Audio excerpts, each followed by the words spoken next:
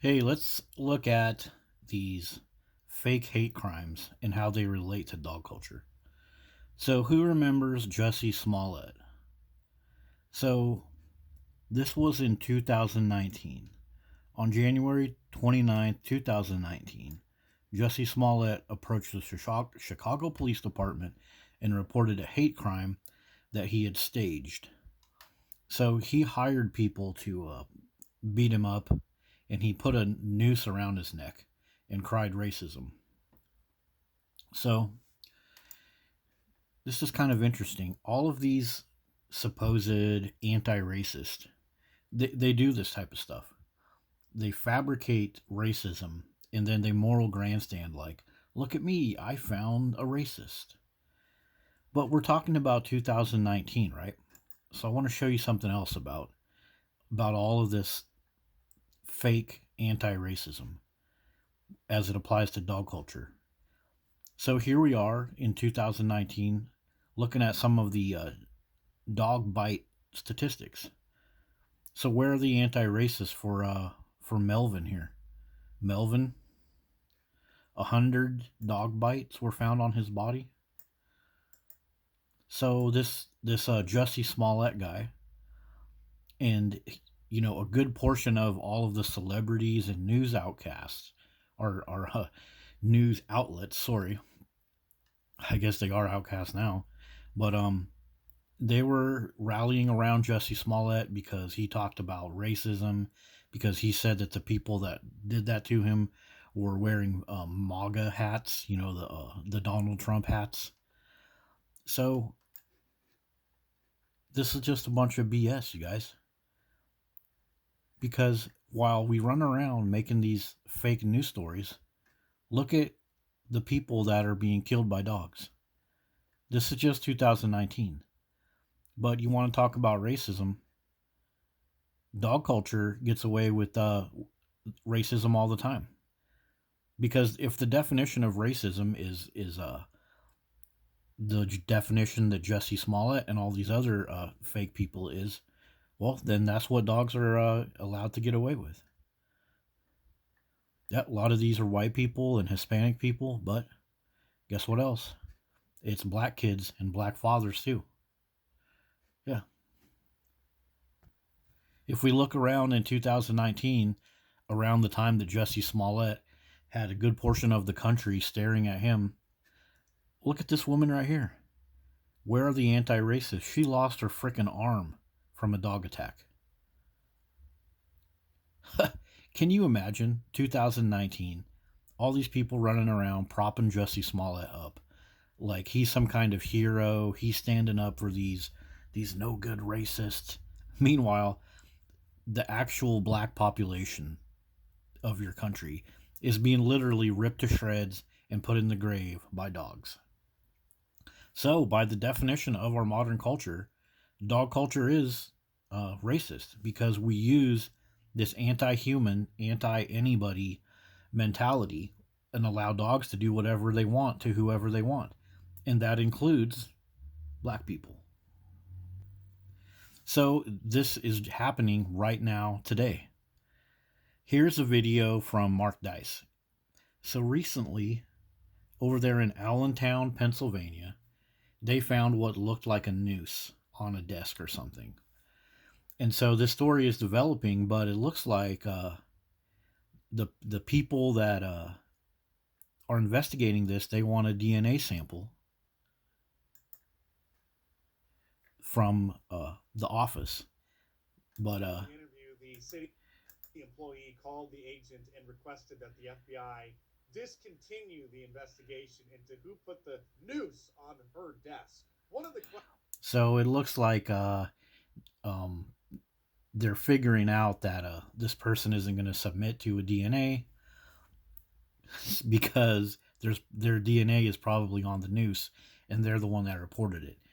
But this looks like another one of these scams where over there in Pennsylvania, they found something that looks like a noose.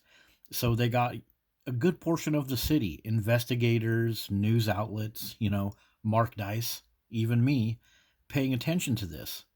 And what do you think is happening in the meantime over there in Pennsylvania? You know, well, let's go look. Yep, you got it. Dog attacks on the people that they claim to want to protect from racism.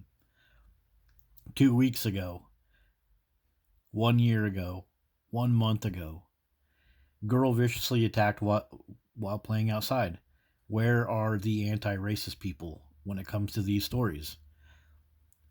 All of this quote unquote racism, as it's defined by the way society acts, that's not my definition, is being perpetrated by dog culture, yet people are running around playing these little news stories. And just look around at some of these stories. Noose found here, noose found there. They found a noose at Home Depot. Nooses are used for all types of things at construction sites and everywhere else. But they're running around making a big deal about nooses and saying that it's racist. Well, there's two things that are going on here. While they're calling this racist, dogs are hurting, mauling, and killing black people and getting away with it, literally. And it's curious to me that when they try to bring people on charges for a noose being tied on something, when they try to label it as racism, how come they don't step back and say, wait a minute, you just allowed black people to die in your neighborhood from dogs. Why are you giving me crap for a piece of rope that has a loop tied in the end? Do you guys see what I mean about this? Like, these stories happen all the time. The mayors, the county commissioners, the district attorneys, all of the news outlets, they jump on board with this. They say they found racism. And meanwhile, right out in their community, the lawmakers are allowing black people to be killed by dogs. How come nobody points this out? Like, do you see how deep this dog culture is allowed to get away with stuff? For example, this father killed by dogs. How come the community, how come the tax shelter organizations that fill these communities with dogs, how come they don't get brought up on charges? How come they don't get scrutinized? Somebody that tied a rope with a loop in the end, you got like all of these resources trying to convict them, trying to label that as racism. But then our culture, our lawmakers, all of these companies that bring dogs into neighborhoods under the guise of rescue and family friends, this is the type of stuff that is happening to these people. And then they just turn a blind eye to it and they bring more dogs into the neighborhoods. And this stuff continues to happen. And then all they got to do to make themselves look good is create some BS news story. Like, look at us, we're fighting racism. We found a loop tied into somebody's USB cord.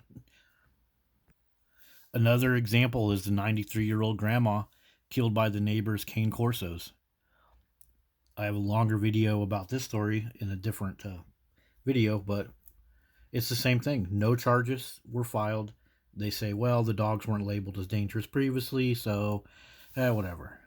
So, I guess that's no big deal. They're going to let that happen. But, well, that was a year ago.